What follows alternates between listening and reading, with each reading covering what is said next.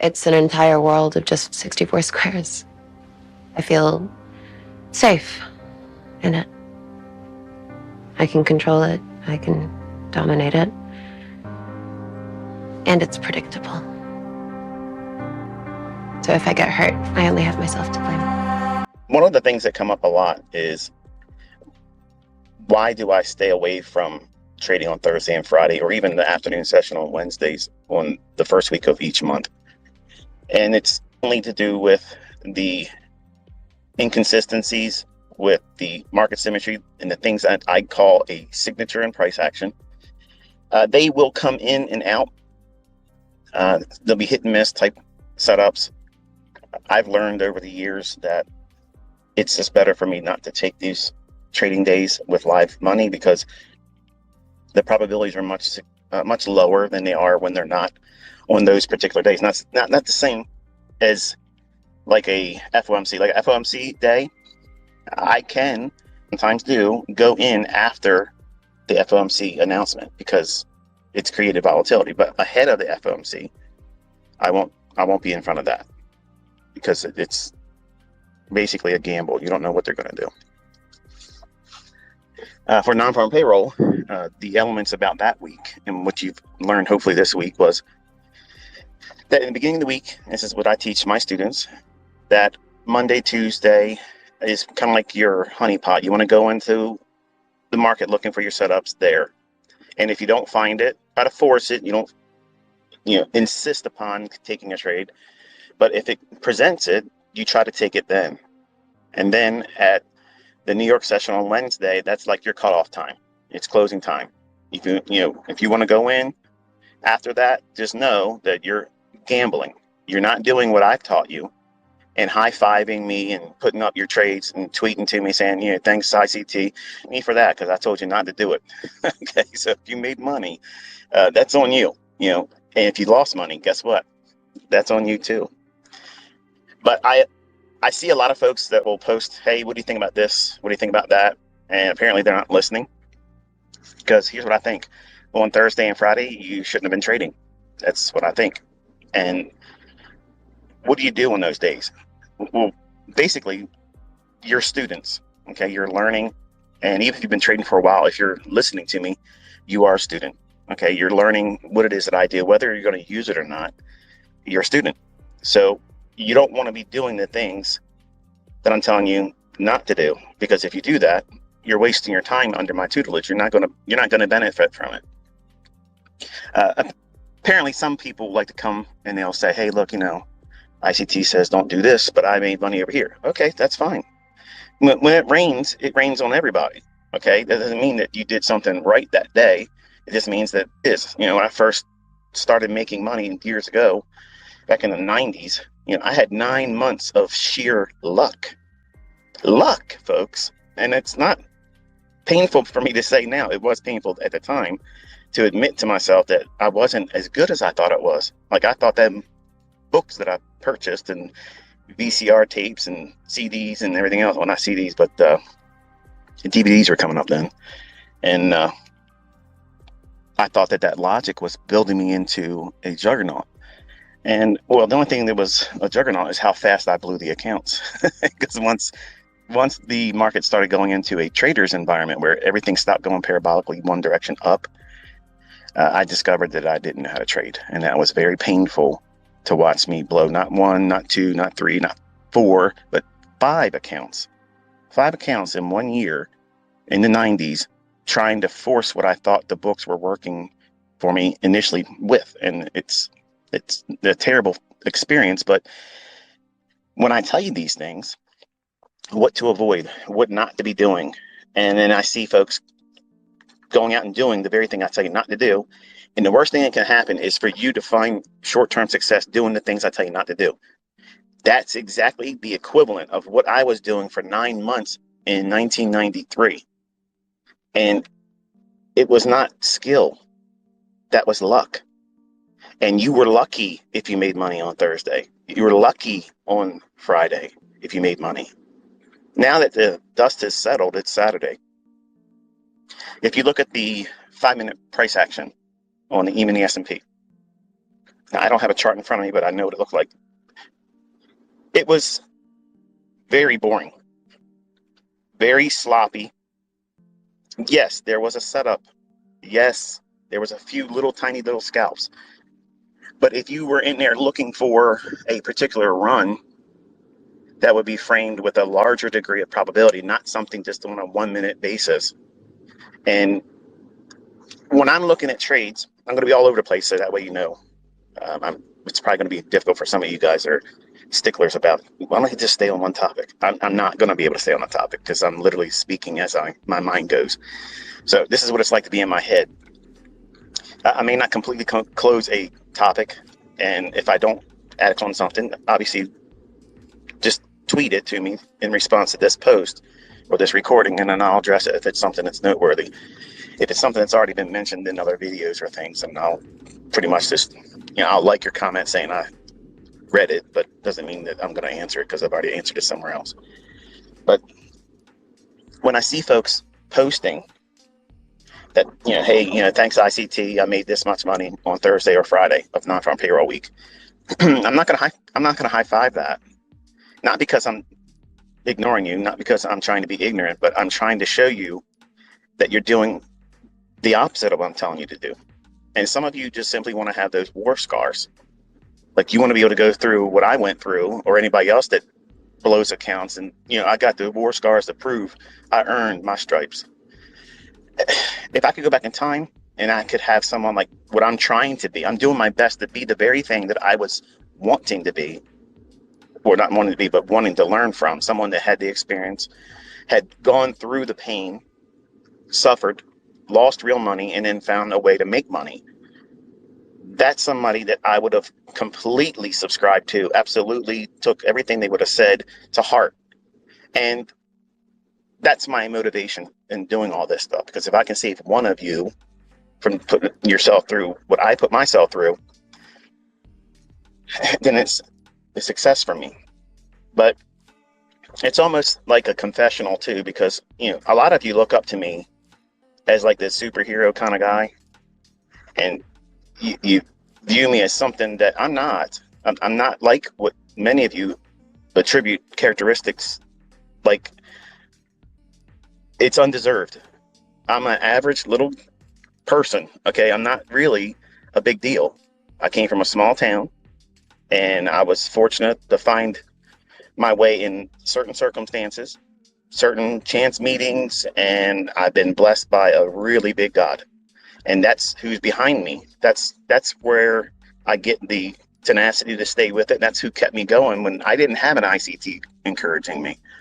It would have been great for me to have somebody to sit down like this and kind of like just talk to me, be a friend, be someone to encourage me, because I was in tears just about every other day back in the 90s. I was so frustrated. I used to work, and I'm thinking about it right now as I'm driving. On Saturdays, I would get up real early, and I used to do a vending route for a guy out in Owings Mills, Maryland. And I didn't make very much money, and you've all heard this story before, but I had to go service a nursing home on, I can't remember the name of the road. It'll come to me. Fayette Street, downtown in Baltimore. Not a really good neighborhood, and I was always wondering if I was going to get robbed, but I never did. But I spent 5 hours of my Saturday as a young man, just turning 20 years old, freshly divorced. And I would waste 5 hours of my Saturday servicing one account, and I would hate my life. Like, I hated it. I hated the fact that I knew my friends and my family were home, like probably are right now. Some of you are probably working. Some of you are listening at your job and you're cheating your boss. But I hated my life on these days. So every Saturday, I go out and I take a drive. Now I'll cycle through both of my Corvettes because I got to keep them moving and keep the battery life on them, because I don't put a lot of miles on them. But I'm thinking out loud like I usually do on Saturdays, where I reflect on when I was a younger man, before I knew what I know now, and I was only making $315 a week. 50 of it was paid in under the table in cash for servicing that Saturday account. It would take me 5 hours to get up, drive out to Owings Mills from where I lived, pick the truck up, load up the things I need to put in the vending machines and go service it, drive down to Fayette Street, then drive back up to Owings Mills, fuel the truck up, do the whole thing. And the whole time I'm looking at the clock thinking, I'm never going to be able to see my girlfriend on time. She's going to be upset. And the whole thing, every one of you young guys are thinking all the time. That was me. I did the same stuff. But while I was working and while I was driving to and from, I was looking for a way that I could come out of that. And I wanted to start my own vending business. Like I was going to cut throat the guy I was working with because he was underpaying me. He took advantage of me because his view was, and this is what happened. I was sitting in the back of the warehouse after one of my route days. And the guy's father, who really owned the business, came in. And real snooty Jewish man. Not that there's anything against Jews or anything like that, but this guy was a hardliner. Just, if you're not Jewish, then you're nobody. And he said, "Where's that young guy? Where'd you find him at?" Because I was always wanting to learn how to fix the machines. Like I wanted to know everything because my intentions were I'm going to make my own vending business. I didn't want to be an employee. I knew that when I was younger. But I heard him say, "Where'd you get him from?" And he's like, he applied, and he was the one that kept calling wanting the job. So, and he comes, he never misses a day. Never misses a day. He's like, he looks like he's from Essex, Maryland. He goes, he is. He goes, yeah, you got to watch those guys from Essex. I literally wanted to crawl under a rock at that time. And that day struck a fire under my ass. I was like, you son of a bitch. Let me tell you what money making is all about. I'm going to find a way, and I'm going to come back here, and I'm going to show you sons of bitches what real money is. I crept underneath the dock door so that way they wouldn't hear me. Because I think at the time, Glenn, who was the boss, the manager, the son of the owner, his dad, Marty, he said something that day that literally got under my skin. And I was like, who the hell do you think you are? Now, let me paint a picture for you. This guy, he owned a lot of Section 8 real estate down in Baltimore, made $30,000 a month in Section 8 income, living as a slumlord, okay? His vending business, he had 3 routes. I ran one of them. My route did $147,000. And I guess that was the middle route. The largest one was ran by his cousin. And there was another guy that ran a smaller route that I think it did like $100,000. And granted, the business was 50-50. Whatever you paid, you basically made that. And then you had to take costs of any kind of employee or whatever. And we just simply got really dirt income. That day, when I went home, I talked to my uncle. And this is why I believe college is a scam. Okay, and I say it all the time, college is an absolute friggin' scam.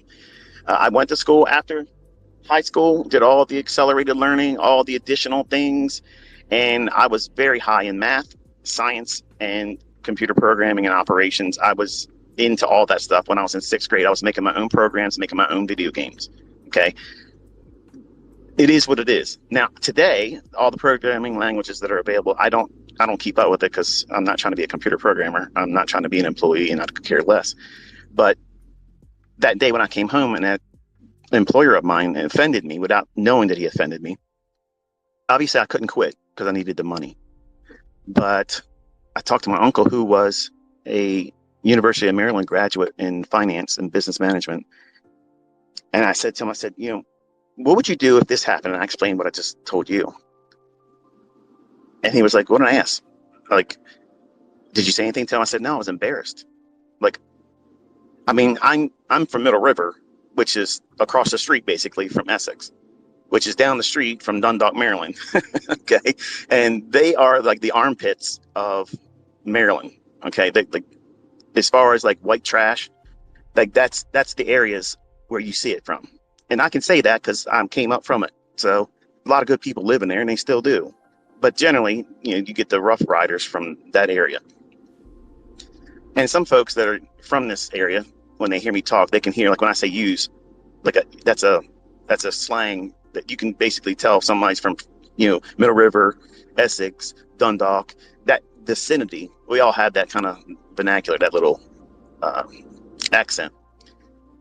But my uncle told me, he said, you just got to get yourself a good education and just pursue what you were in school for. I said, I don't want to do it. I don't want to do it. When I got out, I couldn't get a job with all the programming. I couldn't do it. I studied COBOL, CICS, Pascal, Basic, C++, and I didn't want to be in the video game making. I didn't want to do that. At the time, the visibility, and I was really wrong, I didn't see that as a industry that would have been growing, because I watched it transform so much from Atari 25 or 2600 when I was a kid. We all have PlayStation and Xboxes now, but when I was a kid, it was Atari 2600. If you weren't it, if you didn't have that. Okay. So I've watched all the transitions, and I was like, I just think it evolves too fast, and I just don't see myself being able to do that. But I was wrong in that regard, because if I would have gotten into game making, I probably would have done well. And I know this probably has nothing to do with trading, and some of you are like, man, get to the point. The point is you all ask how I think and interpret and how I got to where I am and how do I get through all the struggles. Well, this is one of those struggles that lit a fire under my ass. A boss literally basically said that I was trash. Didn't say the words trash, but that's what it is. So when I talked to my uncle that day when I came home, because I actually lived with them, I rented a room and board, $50 a week, and I told him, I said, Uncle Stan, I'm mad. I'm pissed off at this guy. I want to go back and tell him off, but if I do, he's going to fire me. He's like, well, the best way to live well is, the best revenge is to live well. You just go and do something better for yourself. And then when it's time, leave. But I didn't have an answer for how to do that. I didn't know what it is that I would be doing to make money. Not that I was making a lot of it under them, but I spent an average of 13 hours a day doing that garbage job and listening to his lies, saying, I'm going to make you a route manager one day, and you're going to be $500 a week. Now, $500 a week back then in 1990, 91? 91. I literally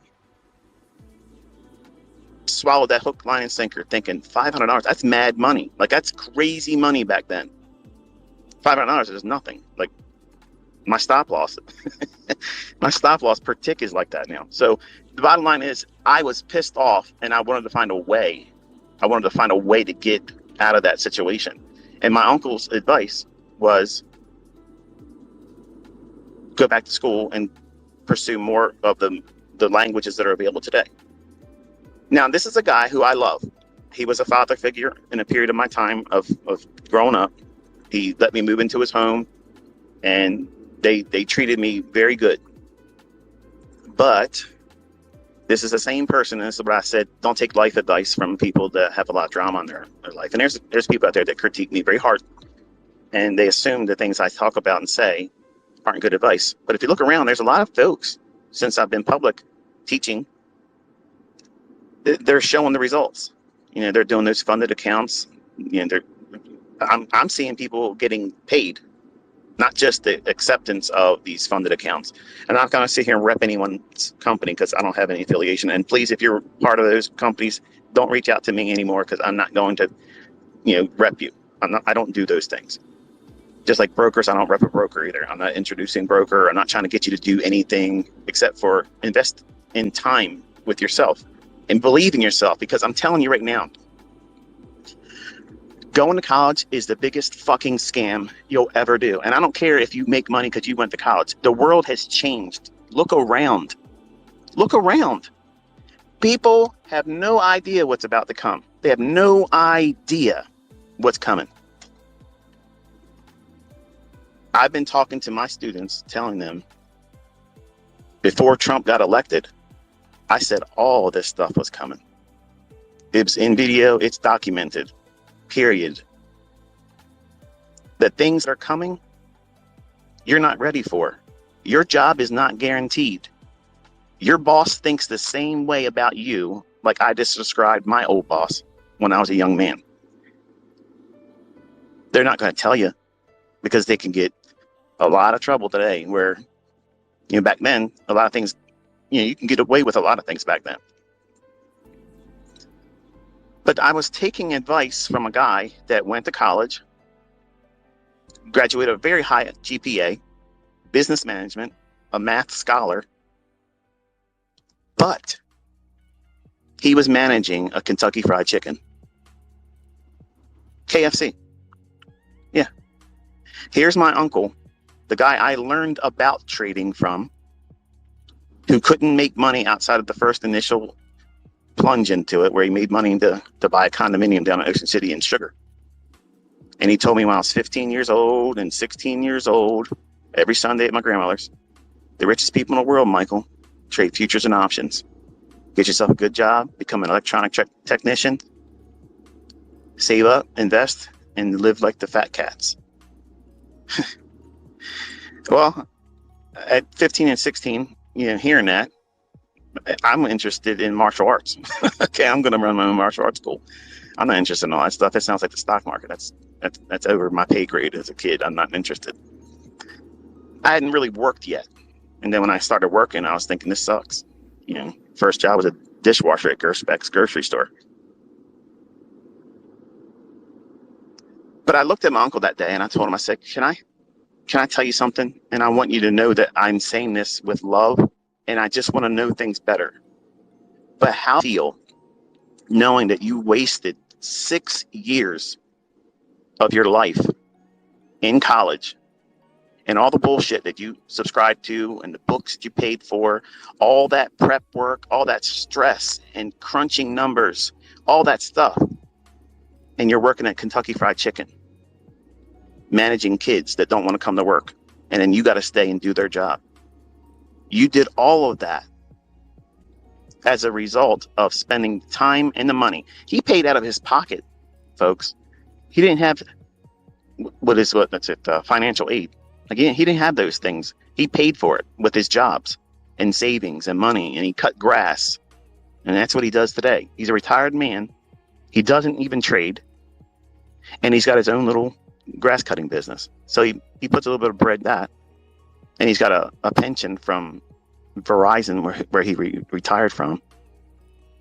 But he was not successful as a trader. He was not successful as a college graduate with exemplary marks in school. Like, his grades were great. And to talk to him, he's a very intelligent guy. Very intelligent, but down to earth too. And I love talking to him. I don't talk to him as much anymore, but that day when I asked him that, it was like I crushed his soul. And it was not my intention, folks. It was not. That was not my intention. But I wanted to know: have you observed? Have you noticed that you worked your ass off and you told me to do those things, and I did it? And guess what? Both of us are in the same position. We can't use the shit that we paid for in school. Nobody wants. Hang on, this guy's getting ready to try to do. Can you slow down, fucker? This guy's literally trying to fucking run me off the fucking one-way bridge here. Give me a fucking dickhead. All right, get out and beat this motherfucker's ass. Stupid bitch. Told you I was bipolar. Apologize for that. So I asked the guy, my uncle rather, and I said, listen, do you honestly believe that was the best decision for you and I? Like, I took your advice. I listened. And nothing came from that. And the look in his eye was like, literally, like, man, it was noticeable to you. I don't know if he was ignoring it, like the elephant in the room, but I know my aunt, who was married to him, looked at him like, he worked really hard and let's just never talk about it. He never could make it work. He went on so many interviews, and they never hired him. And I Never got an interview. Not one time. All of the resumes I put out. And I had a better GPA than he did. Not one interview. So I wasted my time. I wasted my money in a field that was the future. Programming, technology, and information systems. I wanted to be a systems analyst. And guess what? I was a vending machine operator. I filled coffee machines and candy machines and soda machines, and I could take them apart and put them back together. I could tell you what's wrong with them without even being on that location. But it didn't pay money unless I owned the route. And then one day, while I was doing the vending route, the conclusion came to me that, even if I have this vending route, if I have a route like this, that means I got to hire somebody. Do I trust somebody to be able to take the cash out of the machine and bring all the money to me? Because I got robbed one time. They broke into the back of the truck. They literally pulled the safe that was bolted in the back of the Isuzu truck. They ripped the whole safe off the back truck that was bolted in. Ripped the whole entire thing out. And when I came out of the site to put the remainders and the stale stuff that I take out of machines, and I saw the door ripped off and the safe missing, I was gutted. I'm like, the first thing it came to my mind was, they're going to think I did it. That was exactly what I thought. Why did I think that? Why would I go to that conclusion immediately? Because of that piece of shit that you got to watch those guys from Essex. And I've been honest. I haven't even missed a day. I've never missed a day. I came to work all the time. But these people stole that cash. And I literally was ashamed that it happened on my route. Like, I could have somehow prevented it. I couldn't have. I was inside doing the service on the machines. So I sat there for 10 minutes trying to figure out, how am I going to work up the courage to call in and tell my boss that I just got robbed. Thankfully, not at gunpoint or anything like that. But I had to sit there and wrestle with, hey, this is what it feels like to be violated. I've never experienced something like that before. I've never had that moment where something was taken from me and it wasn't mine, and that makes it even worse. But when I called in,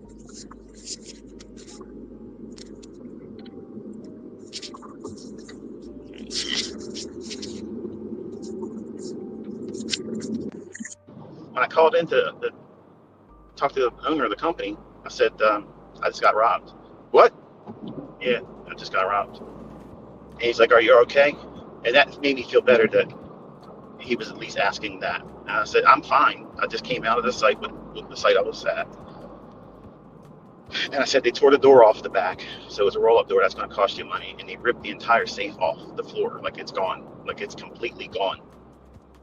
And he goes, did they have any video camera back there and like that? Any kind of guards? And I was like, there's nothing here, dude. Like, this is the site I'm at. And it was like a dilapidated old rubber hose making company. So it was almost failing company. So there was not a lot of technology back then, and nobody was really worried about guarding a place like that. So apparently somebody followed me around, tracked me, and then figured that was the place they were going to do it. And it was like the third stop away from my last of the day. So all the money that would have been in there, was theirs. Well, when I got back to the shop, the owner's son, Glenn, who I had an affinity for, even though his dad's a dick, I saw an Entrepreneur magazine sitting on his desk. And I was looking at it, and I'm thinking to myself, Entrepreneur. Remember that day when you said that you were going to be a martial arts instructor and you got all the credentials to do it, but you never did it? Here you are filling vending machines, you just got robbed, and you feel like shit. So I picked it up and started thumbing through it. And I found things in the magazine that I liked. Like, they were like pictures of boats and stuff, yachts and things like that. And I was like, you know what? I'm going to ask him if I can take this home and borrow it. And I said, Glenn, do you mind if I borrow this? I'll bring it back tomorrow. It won't be messed up. He goes, no, you can have it. So I took the magazine home. And I went home, did my normal thing coming home, shower, work out, eat, sit around, and I started wanting to go to sleep. I grabbed the magazine I was looking at, and I thumbed through the back of it, and there was this little tiny low classified ad that said, "Real money, real people. Call this 1-800 number and get free information." So I did, and in like a week, I got a little cassette tape, and obviously, many of the old people here, the old time students, they know that was the Ken Roberts Carthage course that ended up buying, that put me on the mailing list of Larry Williams stuff. The rest is history. But when I started making money trading, I was at that vending company during that 9 months of. So naturally, because I was looking for any way to get out of that lifestyle, having to work, and I wanted to be able to put the middle finger up into that guy's dad's face, which I never did that, folks. I'm glad I didn't, because I'd probably regret it today, but I'd be lying if I said I didn't want to do it, because I did. But I wanted to escape so badly that there was a snowstorm, and I was expected to go to work that day, and I was in bed with my girlfriend, who I was engaged to at the time. And I thought to myself, I make way more money than I make in a month, a day now. And I'm looking at this girl who's not my wife. It was a younger relationship. I was a young guy. But I'm looking at her, I'm thinking, I want to marry this girl, and I don't want to be doing what I'm doing. And she doesn't know what I'm doing. She thinks the only from the vending business. So when we go out to dinner, and I'm taking her to nice restaurants to try to impress her and her parents, that day I just said, you know what, I'm done. So we had pagers back. My boss was paging me, and you call in, like, So I finally look, I'm not coming in today. It snowed and it's bad here. And he's like, well, shovel out. I said, shovel out. Now this is the son, the one I did like. I said, Glenn, I can't shovel the friggin' streets. Like, it's everywhere, not just around my car. And I had a Z28 back then, so you just don't do a Z28 in this kind of snow we had. So he says, well, if you don't come in, you don't have a job. I said, well, that just made it a lot easier, because I'm never coming back now. See you. And I didn't go pick up my check. It was 4 months before he mailed it to me. Did it feel good to do it that day? Yes, because I didn't have a guilty conscience about it. That was the reason why I kept staying, because I liked him. I liked him as a person, but that day killed it for me, which is, I guess, God's way of saying it's time to go. So he let him show his colors to me, and I just rolled. And I just did it the way I wanted to, on my terms. They didn't say, we don't need you anymore, trash from Essex. Then their business went under. These folks that had Section 8 housing, they lost all their housing because of reports about being slumlords. So all their wealth and things that made them feel rich and such, they don't have it anymore. But I look at myself every Saturday, and it sounds venomous the way I'm saying it now. It's only because I'm talking to you like you're in the car with me right now. And I'm reliving these painful, emotional moments that were real. These are not made up things, folks. I garbage, okay, just like all of you do. I was not exempt from that. You hear me talk, and it sounds like this guy was just pressed out of a mold. He never had any hardships. It was a silver spoon in his mouth, and this is no. I had this. I knew when I was younger, and it's not because I'm lazy, because I'm not lazy.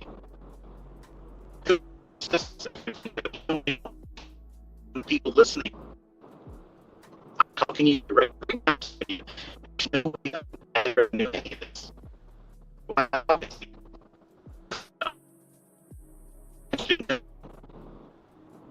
I'm a real person. I'm these things, just like you're going through your things right now. And you'll think about this conversation when you're older and you have more experience behind you. And then when you've succeeded, you'll say, you know what? I remember that time when ICT was out there driving around, almost beat somebody's ass for almost running off a road. That day, he said some things that really resonated with me. And it made sense at that time later on, not so much meaningful to you right now because they're my experiences. Maybe you don't have the hardships that you live with.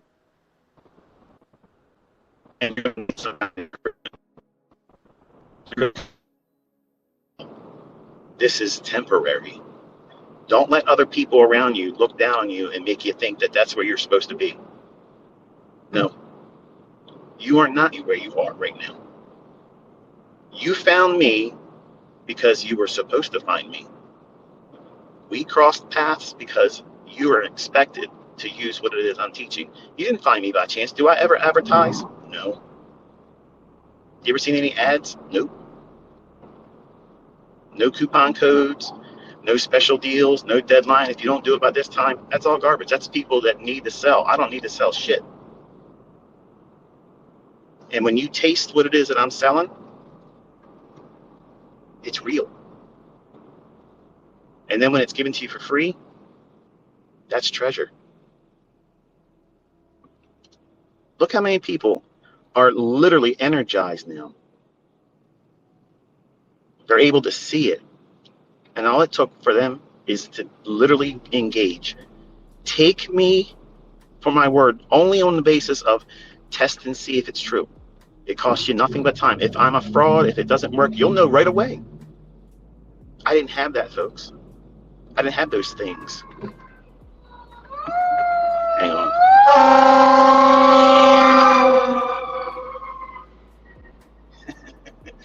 Guy's trying to run him over in the fire engine. See that? When's the last time your mentor took you on a road trip like this? Almost had cops show up. So when you go through these moments where you feel like you're not going to be able to do this, just know that I had those all the time. And I had good, well-meaning people around me, and they didn't inspire me. In fact, they were weights around my neck. They kept me from being positive. I had to dig in deep on myself. And it was me basically going to war with that guy's perception of me. You got to watch those guys from Essex, Maryland. Like I'm some freaking meth head selling crack on a corner somewhere. I was a model employee. That's the guy you want, that never misses a day, that works over and doesn't expect anything extra, and believes that in time that the employer will reward them for their loyalty and work ethic. And I was taken advantage of. But guess what? I'm not complaining about that. I'm glad it shaped me into that's who I was before I started working for them. My grandfather made that in me. So college is a fucking scam. It's a scam. You will not go to college now, get a career, making a high degree of income with a great degree of consistency and longevity, because your business is not guaranteed to you. What did 2020 show you? The rules have changed. There's a second one here. I don't see any smoke, but I'm bringing it today. And Lamborghini, hey brother, I see you.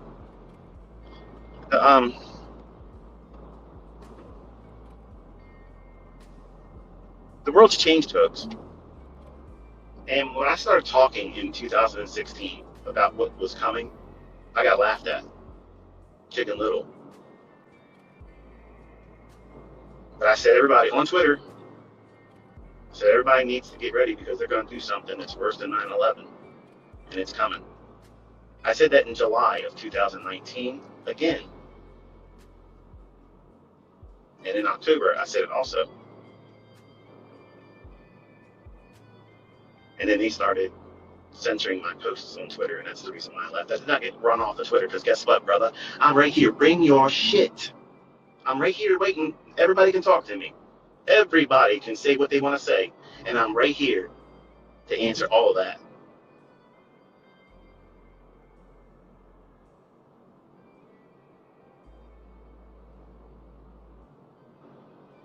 So on Saturdays, I take a drive, and I get to reflect on the choices I made, just like I tell you to on those community posts.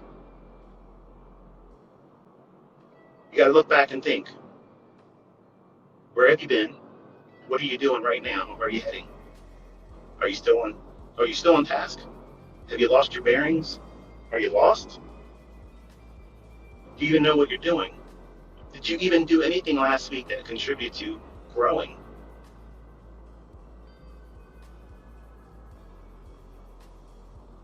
It's not just watching videos.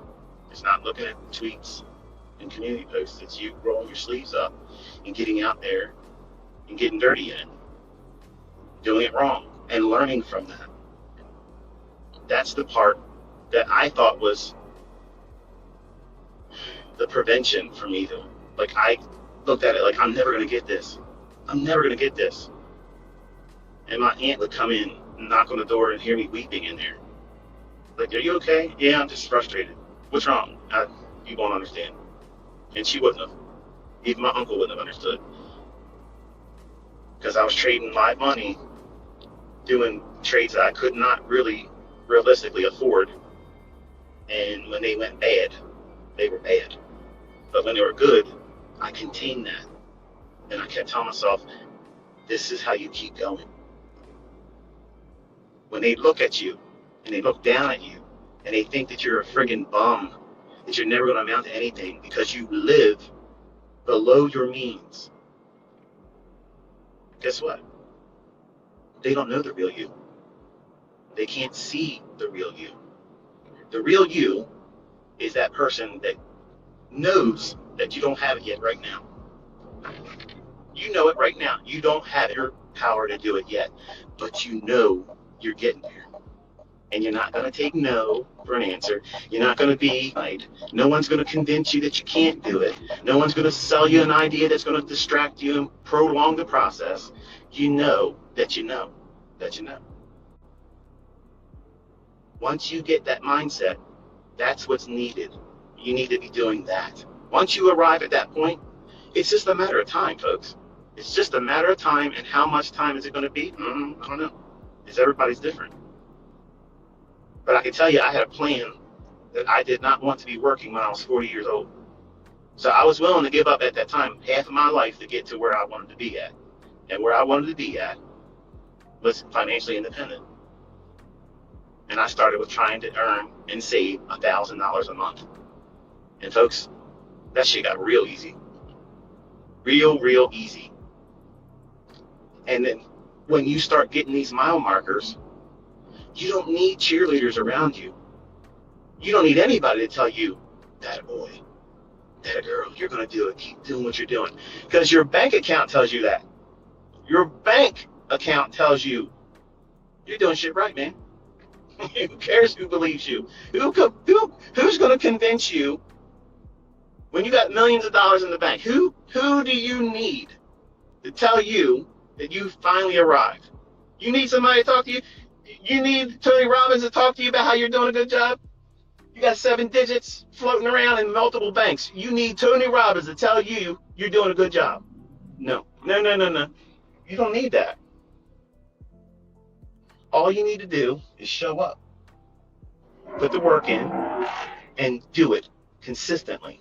If you do that, look around, folks. These people that are just now discovering themselves in what I'm teaching, nobody's going to convince them otherwise now.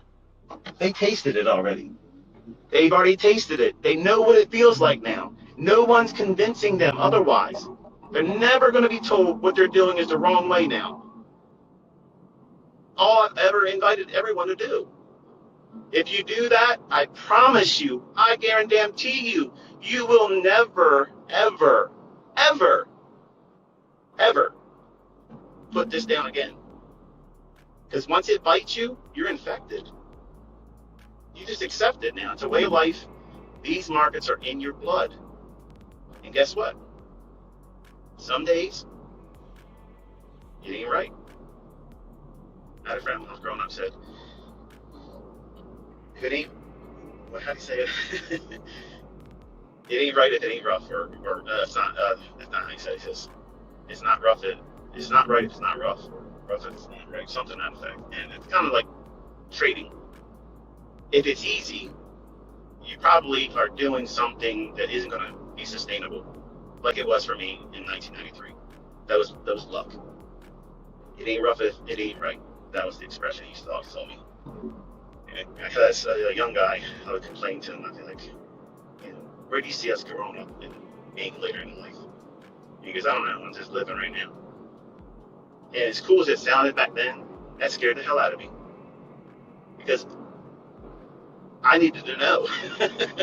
I needed to know where I was going to be at. Like, I don't want to be homeless. I want to make sure I can survive. And I'm thankful that I don't have that worry anymore. And I want all of you to have that feeling, that sense of accomplishment. But I know there's a lot of folks in here that don't want to hear this part, but it's the truth. If you don't live right, if you don't do the right things to other people, because listen, and Denny, you hear me, I appreciate you coming out and saying that the things that you've been making ad revenue on, and yes, you do make ad revenue, those things that you say about me, you came out and researched, they're not true, and I appreciate that. But because you profess in whom you believe, that's the reason why I haven't touched you. That's why I won't come back and say anything to you. Touch not my anointed. I don't do that to a brother in Christ. And I understand what you're doing. You want attention and traffic, I get it. But the things you said, everyone knows, and you know too, aren't true. But I have been a blessed man. My entire life, I've had so many blessings, not just in the markets, not in trading, not just in relationships, but my source, my real secret is my relationship with Christ. That's it. And I've always said this before, I'm not a poster child for Christianity. I'm not the model Christian. As you can see, when I get chemically imbalanced, I lose control of my tongue sometimes. I'm like Peter many times. I got foot and mouth disease. I open my mouth, put my foot right in it. And when I talk to all of you, I'm talking to you like you are my best friend, or my son, or my daughter. And I think you can hear it when I'm talking to you, because I mean what I say. And I lived these experiences. I've done these things. And I'm not asking anything for it. I've proven that. I've did millions and millions of dollars a year for 6 years, and I chose to stop. I guarantee you, if I went on Twitter right now and said, okay, I'm opening up shop right now, and in Jesus' name, I swear to God, I'm never doing this again. But I'm telling you, if I did it right now and posted on Twitter, I'll open up a mentorship again, even if I doubled the price, I'd probably have millions of dollars in the PayPal account before Monday. This is the way it is. And you should be thankful that I don't do that. I don't need to do that. I don't want to do it. So if my experience was, I see this guy, he comes out and says these things that I do, and then watch all these other people prove that they can do it. They're recording their entries, their management on YouTube. That should encourage you. And then to watch this person step away from making millions of easy money. It's real easy. But it's hard managing all the personalities. So if I'm going to manage all your personalities, I'm going to do it where there's no business tie between us. And we understand that the work is all yours. And I'm motivated because I love doing this. And you want someone to teach you that's passionate. You want somebody that's basically lukewarm, No. You want somebody that's on fire, that literally lives and breathes this stuff. And I have done that for 30 years. I absolutely love this industry. I love this business. I love the people. I love the whole idea of it, the lifestyle, everything. And it isn't about Lambo lifestyle. It's about peace of mind, knowing that I don't need your friggin' paychecks. I don't need to ask for permission if I can go on vacation. I'm going to tell you how much money I'm making this week. You aren't setting a limit on how much money I'm going to make. That's a mindset that nobody can understand or appreciate until they live that. And I'm trying my damnedest to do that for all of you. I'm providing the tools. I'm blazing the trail for you. All you got to do is keep up with me. Just keep up. That's all you got to do. Show up every day. Do the things I'm telling you to do, and don't do the things I tell you not to do. If you do those things, I promise you, you will get this. And once you have it, it's yours. Nobody can take it from you. Nobody can say you aren't going to amount to shit. You're going to be just like the rest of us, working shit jobs. Because guess where that came from? An uncle in my family. Well, he was digging graves in Holly Hill Cemetery when he retired. I'm digging graves on the people on the other side of my trades. Like it or don't. This is the way it is. When I have analogies that make it seem like it's a sport, that's on you. But I've always looked at this as war. It's always been war. Because I've wrestled with demons inside me as a young boy, and that's what motivated me. I didn't have a hero. I didn't have a mentor. I didn't have a guy that could sit out here and encourage me and talk about something before it happens and it unfolds precisely week after week after week. You guys are fortunate, and I'm blessed to be that person for you. I love it. I love it. So in a lot of ways, I guess God prepared me to be this person because I had to go through a lot of this stuff to understand and appreciate what it is that you're in a mentor. And you may not even realize what it is you're looking for until you see me. Once you taste this kind of way of learning, there's no other way of doing it. It just makes sense. If I tell yourself here, stop there, you've learned nothing but to trust my decisions. But if I take you to the chart and I say, look, here, if it's above where we are, I'm biased. I'm looking for the need to go to that level. No, there's a learning in that. How many times have you seen me call something and it didn't come to fruition? Not many.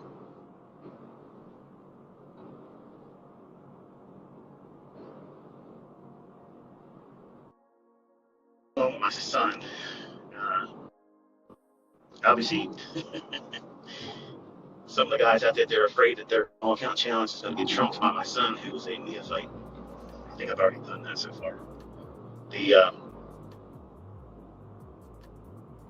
broker that my son uses reached out to him and said, do you think circle trader Michael J. Huddleston your father? And is he posting your statements? And how does he have access to your statements? And we're probably going to close your account if you do have a response. And respond to each one independently. So, what difference was it making on his father? And who the fuck business is it if he wants to put his own trade statements in my email box or put them online if he wants to? I've never seen a broker ever say something like that. Like, why wouldn't they want someone that shows accountability? Makes you wonder, doesn't it? Now, he hasn't reported any trouble whatsoever with them clearing his trades. So I was kind of shocked when he pushed it and texted me showing him, hey, Dad, this is what they emailed me. What do I do? He replied to him, tell him the truth. You're going to lie to him. What are you going to lie for? I think I think they're afraid that it's me behind his trades, and that would be against the law, and no, that's not going on. And how else would someone that entered and opened the account up admitting that they don't have any experience all of a sudden runs up from the lows he had that month? If I was broke, I'd be wondering too. But he's pushing the buttons. And if they choose to close his account, that's fine. There's plenty of other brokers out there. But as far as what he's trading, I sit with him. I explain to him how certain moves form, kind of like what I've done with you, and all the basic stuff. And no, he's not trading Enigma. He wouldn't even understand Enigma unless he gets in the marketplace. He has to taste it, see it, live and breathe it, take money from the market and have money taken from him. You have to have those experiences.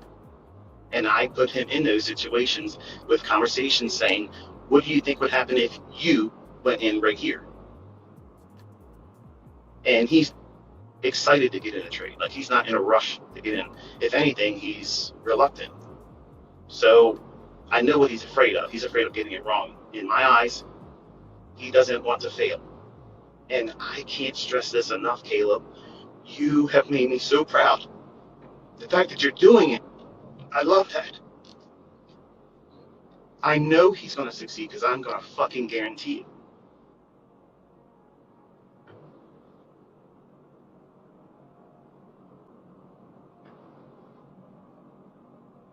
But it's hard for me to him because he wants to walk in my sight flawlessly.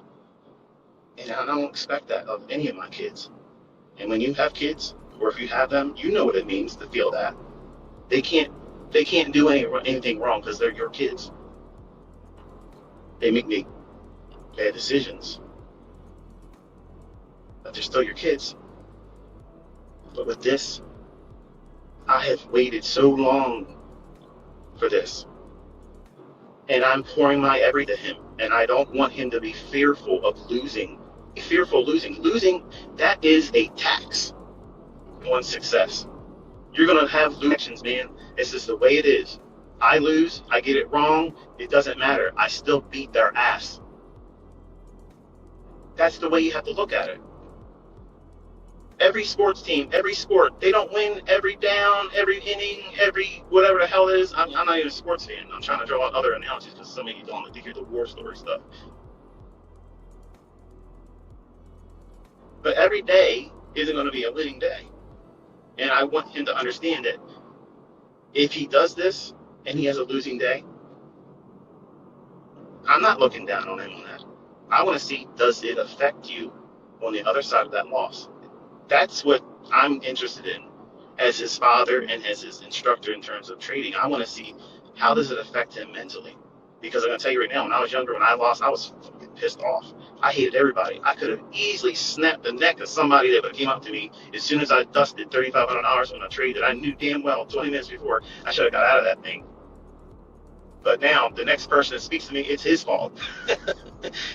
You did this to me, you know what I mean? You know what I'm talking about. So many wives and girlfriends and boyfriends have suffered so many times. Did that time cause that pain? And you want to find some way to put an outlet on it that takes it away from you. But that's what trading is. You eat it and you swallow it. It's good medicine because it makes you the trader.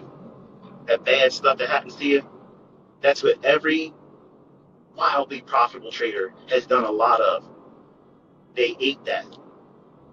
They took those shots. And they kept going. That's why many of you are absolutely you're gonna find that this is the most impossible thing for you to do. And it's impossible for everybody in the beginning until you get that mindset I mentioned earlier, where, you know what? Nothing's gonna deter me from doing this. I know it's gonna feel like I want to quit sometimes. It's gonna feel like this is a bunch of shit. I can't do it. I can't learn this. I'm frustrated. It didn't do what I want. I don't even know what the hell the bias is. Everybody's asking all the time, bias, bias, bias. I am literally teaching you bias, folks. I'm taking you into the chart, telling you, here it is. This is what I'm pointing to. If it's above the market, is that a bearish bias? No. If I'm pointing below the market price, and I'm saying, look at this level here, note that. Is that bullish? No. I'm teaching you by doing it with you. I'm showing you. I'm teaching you how to avoid when you're going to blow your account. I know that intimately. I did a lot of that in the 90s. I got no problem telling you. I got medals. I got Purple Hearts, okay, for blowing out accounts in the 1990s. I did it in stunning fashion. It was style. I did it while in a truck, working 13 hours a day, driving with my left foot laying on the steering wheel, going over the T-bridge. High winds. That's like trading full margin, no stop. And that's how I was trading market, crude oil market, gold futures.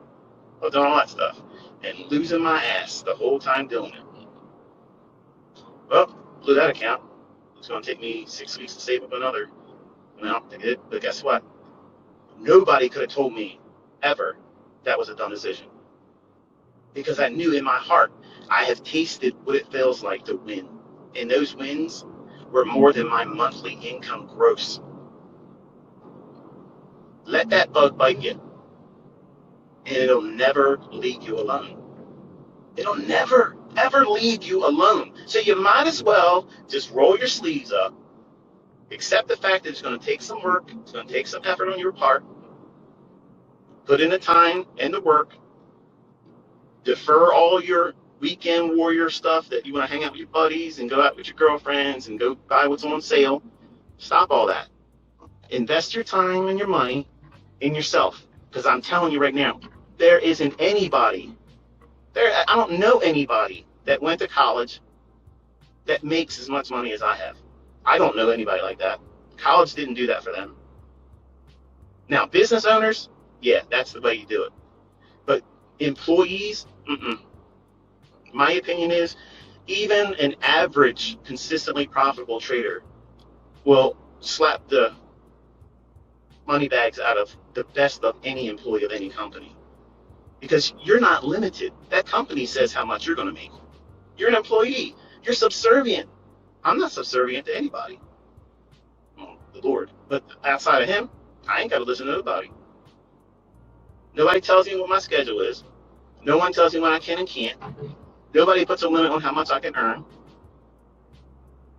And folks, listen, I got out of the teaching business, but I could roll right into a signal service right now. I'm not going to, just so you know. But if you learn how to do this, you don't need to have money to do it.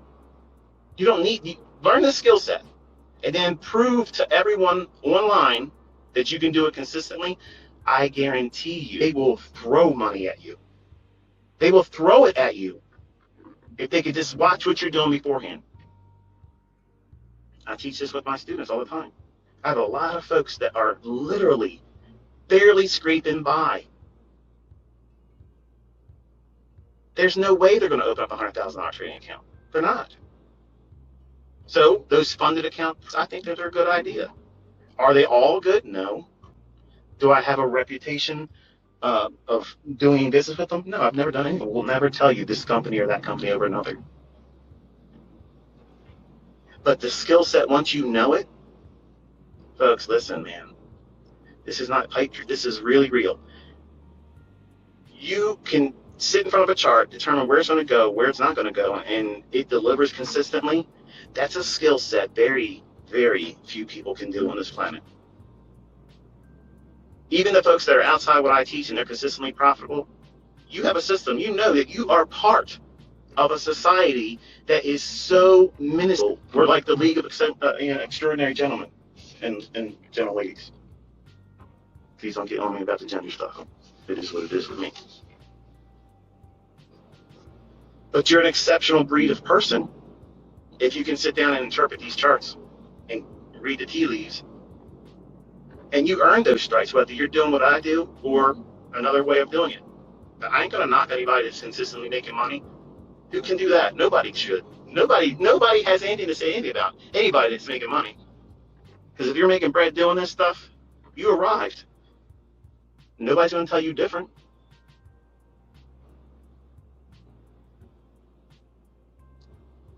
So I drive around on Saturday and I think about how I'm going to improve my son. And I basically congratulate myself every week. Kind of like Snoop Dogg. I like to thank myself. I like to thank me. I like to thank myself. I do that, but also I talk to God. I thank Him for most of everything I have is His. He gives it to me. But the model my son's working on, this is the second Lamborghini I saw.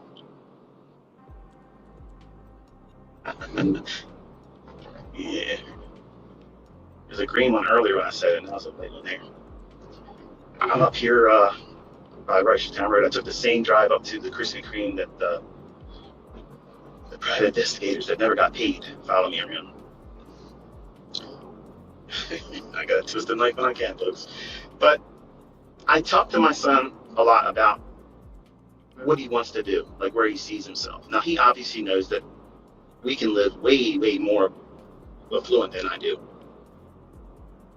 He, because he's been working, a menial warehouse job, works second shift. I think he goes in 3 o'clock and gets off at 11 is the normal end time. Sometimes they keep him over if there's things they got to finish. And he does all the heavy lifting part. He stacks up stuff, puts it on pallets, and he's not doing an easy job for a lot of money. It's for him because he's not muscular. He's not built like a shit brick house. He's literally, a young thin guy. So he's working hard. Back hurts him all the time now. And I knew if I left him in it long enough, he would come to me with that desire and outwardly, some of you out here may be judgmental about that. But tell you this: when I was raised by my grandfather, because my father is absolutely a contract murderer. His name is Michael Joe Howington. He is serving 2 consecutive life sentences plus 20 years, and he picked up more time when he broke out of Maryland Penitentiary in 1983. Okay, so there you go. My grandfather raised me, and he raised me as a hard-line Navy man. Laziness was not accepted. You have because you earned it. If you didn't earn it, you don't have it. And when I was younger, I was going to just give money to my kids, and I talked about how I was going to do it openly. And a lot of folks really, hey, look, you think this is a good idea? And at first I was pissed off, like, hell, you tell me how to raise my kids. But one guy sat and wrote an email to me one day. He says to me, look, Michael, I love what you do. I think you're a genuinely nice guy, but I don't think it's a good idea for you to give your kids money. You should make them earn it. And he went through the list of reasons why, blah, blah, blah. And he actually talked about how he was given money by his father, and he went all the wrong directions. And in fact, that's what got my father where he was. My biological father, Michael Joe Howington, who is, again, in Jessup, Maryland House of Corrections. Look it up if you want to. Do the research on it. He was a murderer. He did it for money because he had a heroin addiction that he picked up when he was in Vietnam. Before he went to Vietnam, he was drafted. He didn't want to join it. My mother and him got together. Obviously, he was one of those guys that came from a family that had money. Not a lot of money, but they had money. And they gave him the apartment. They set him up, and they got him a car, several cars, always gave him cash. And he was spoiled. And he did shit that, spoiled people do. Made stupid decisions. He got married and then slept with my mom when she was underage. Supposed to be born. She was going to abort me. He told her, I'm going to cut your throat ear to ear if you kill that baby.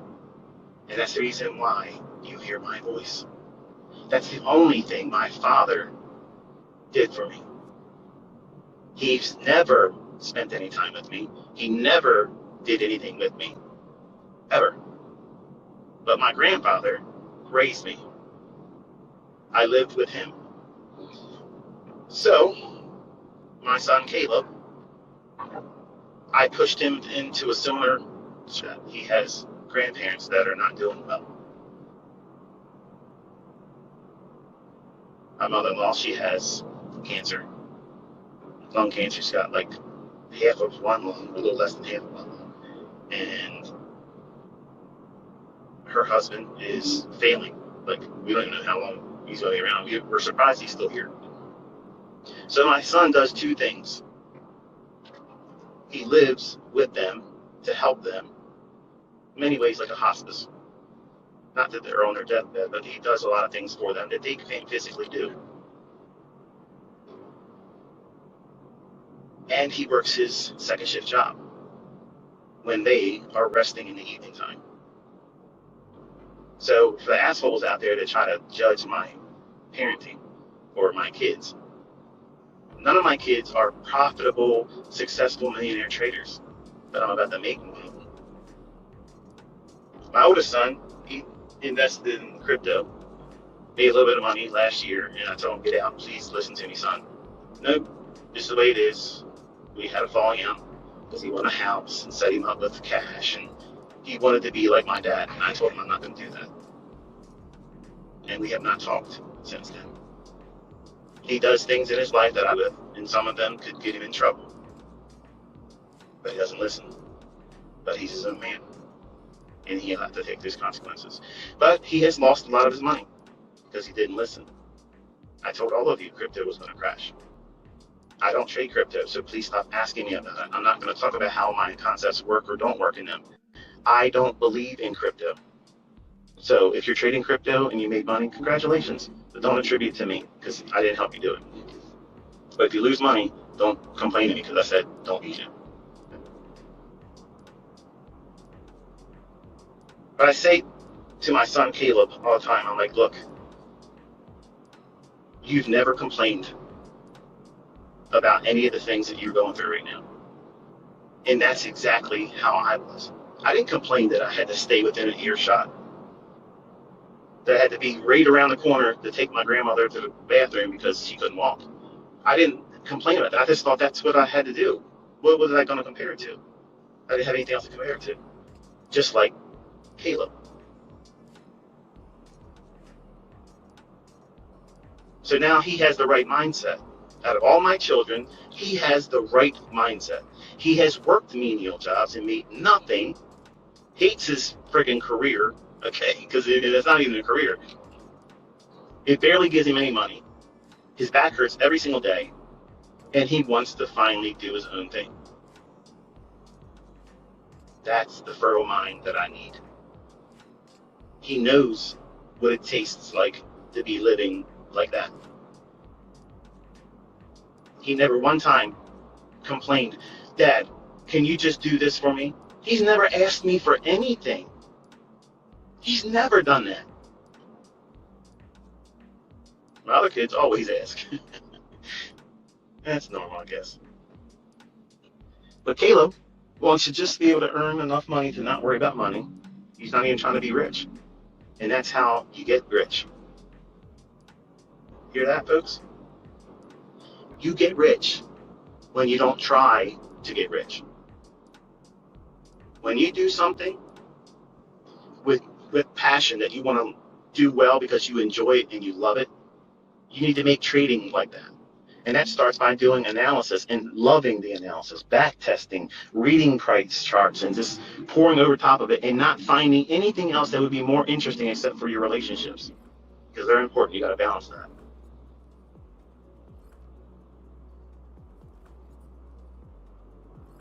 Going for a while. I'm going to wrap this up here in a couple minutes. But I asked him, I said, I think you're in the right mindset now. I think you have got to the point where you're matured. And I think if you sit down with Dad and literally watch the charts with me, I show you certain things, I believe you'll be able to do this. But I need to make sure that you bring your own personality into this.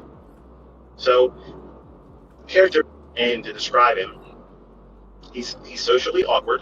He's introverted like I am.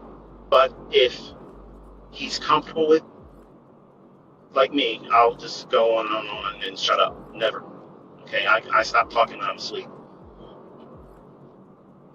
He's the same way. But if he's not comfortable, he won't speak at all. And that's how I am. If I don't know something about something, I don't talk about it. I'm My kids will tell you that though. If dad's not talking about him, we know he doesn't know anything about that because he's not saying anything. But if it's about work, the Bible, God, or anything like that, I can talk and talk and talk and talk and talk and never run out of anything else to say. And it's I don't know, that's the way I'm wired. He's like that. He doesn't have a lot of friends. He's got one friend. That's how it was when I was younger. I had one friend, Sean. He, my son Caleb, he is not confident in himself, and he's unsure about a lot of the decisions that he's going to make, and channels that into his charting ideas. He doesn't want to do it wrong in front of me. So what I'm focusing on is fixing those issues, and it won't be an easy fix. It's probably going to take the rest of the year, if not longer, to overcome that. And you probably know what that feels like. Is even if you're trading the smallest of leverage, you don't want to be wrong. Not because you're in front of your father, but because being wrong sucks. But you need to have someone to remind you that being wrong is part of this, and it doesn't end your career. It doesn't stop you, folks. It does if you over leverage and you over trade and you just go crazy. Yeah, those individual incremental losing positions will take you out of the game. That's what I was teaching you this week. This is the kind of week, every single month, that will do that to you. If you push too hard, you'll lose your account. Look through the tweets. Today and Friday. Regret. Not a lot of them. I mean, most of them are like, this is great. This is great. Yes, that's awesome. But there's people in here that say, I wish I would have listened to you. And that's the person I'm talking to right now. I'm not talking to the person that already knows my stuff works, making money. You're not my audience right now. I'm talking to the folks that are on the fence or about ready to throw in the towel and say, I can't do this. No, you can. And you're not going to quit. It is bitching. Bitching's part of it. I bitched and quit so many times in the 90s. I quit. Every 3 months I quit. I quit every single time until I had enough money to open up a new account. That's exactly what I was doing. I was quitting until I had enough margin to open up another account. So no. Nope. That's addicted. And you have to be an addict in this to stick with it. Because cheerleaders don't exist in this. It doesn't work like that. You have to cheerlead yourself. You got to be the person that says, you know what? I'm worth doing this for. And it doesn't seem conventional. It doesn't make any sense that you would expect to sit in front of these charts and look at these lines wiggling and waggling and expect them to be translating into income going into your bank account. But guess what, folks? That's exactly, when you do it right, that's exactly what happens. But, if you do it wrong, and you will do it wrong, I do it wrong, you're going to do it wrong, or sometimes the market's just going to suddenly do something that you didn't expect. And guess what? That usually happens on a non-farm payroll week for me. So that's the reason why I don't trade it. Period. It's simple. I don't know why it's hard for some of you to get that logic. I don't have an edge in those days. You might. Congratulations. Kudos to you. I'm not knocking you if you can. I'm not here trying to size up anybody because you made money on Thursday and Friday. I don't care about that.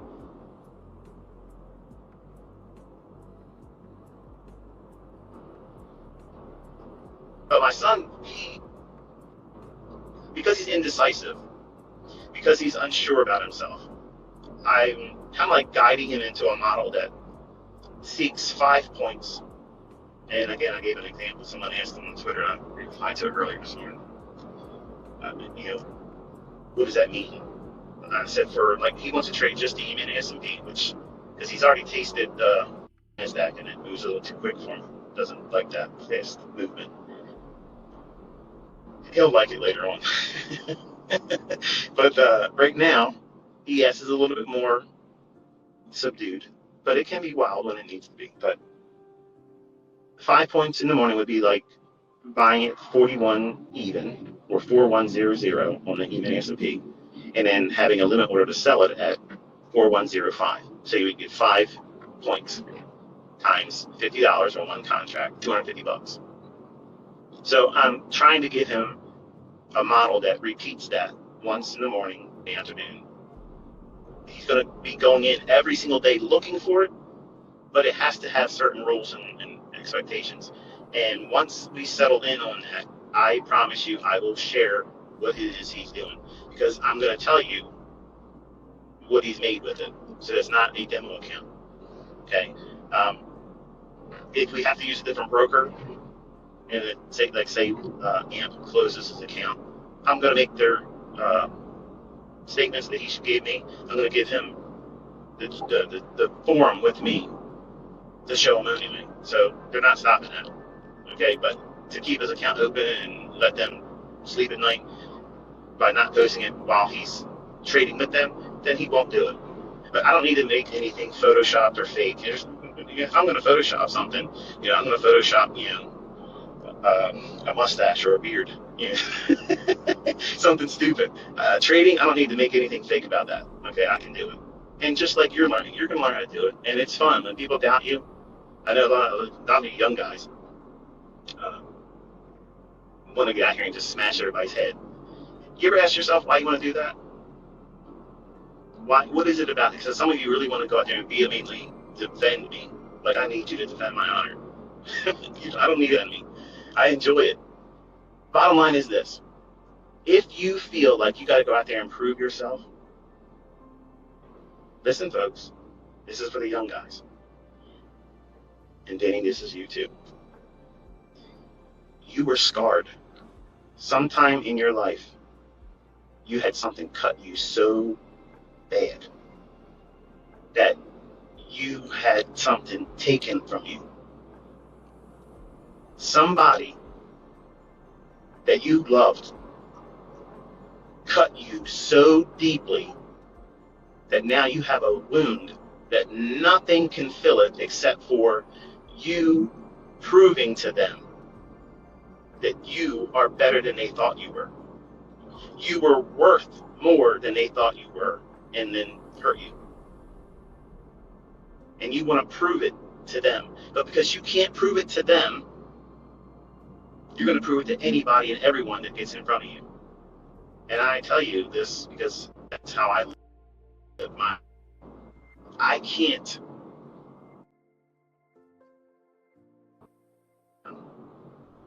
wait to see him again and embrace him and tell him, I missed you.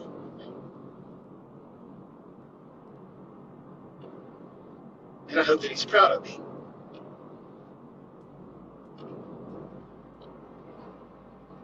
I hear his words every day in my head. And it was hard growing up under him because he was strict. But it shaped me into who I am. And because I can't satisfy that urge to prove to him that he did good on me, when I was younger, I flexed on everybody. Everybody for it. And I'm about to turn 50 in a couple weeks. And it's weird when you start looking at that age. And some of you young guys don't think it's going to happen to you anytime soon, but it's quick. It gets here real quick.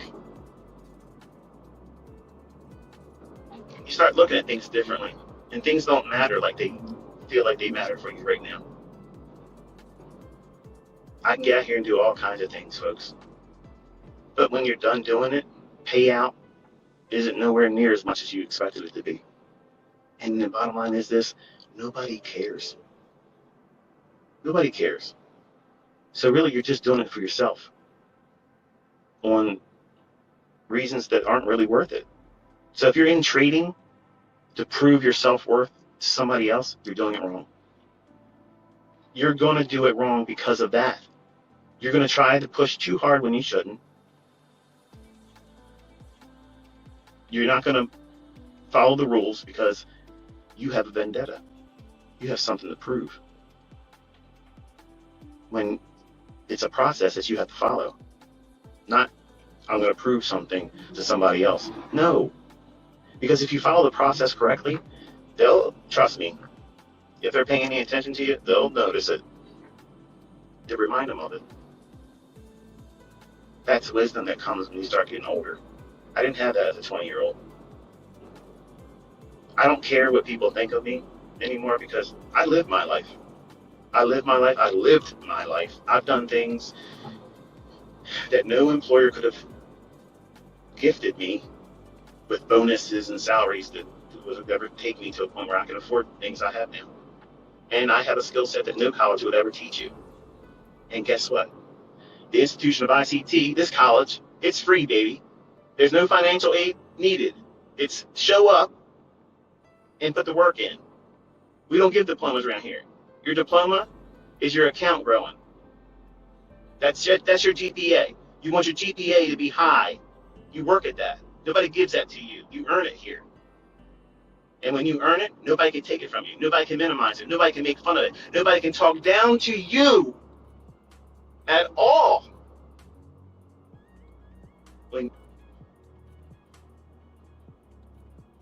and that is what I'm trying to do with my son Caleb. Because I know I'm going to turn this boy into a savage. I'm going to make this motherfucking boy so monstrous. He is absolutely going to rip the shit out of these markets. There ain't going to be nobody that's ever going to be able to step this boy. Nobody. And I guarantee you, I'm putting my fucking life on this. My son's fucking name is going to be on the historical board of that Robbins Cup, and he's going to fucking destroy Larry Williams. How about that? Caleb Huddleston is going to fuck up Larry Williams' record. You know what? I'm going to celebrate like a motherfucker. I'm going to live stream that shit. When they fucking do the audit, he's going to do it. He's going to fucking do it. And I'm going to shove that straight up your fucking asses, you motherfucking trolls. And I'm going to lug in bit of it. I'm going to be the proudest papa you've ever fucking seen. I'm going to be prancing around like a fucking peacock. And ain't a fucking thing you can do about it. You ain't going to stop it. If you think you can fucking beat him, you fucking join it. You join it. I guarantee you, you will never even come fucking close.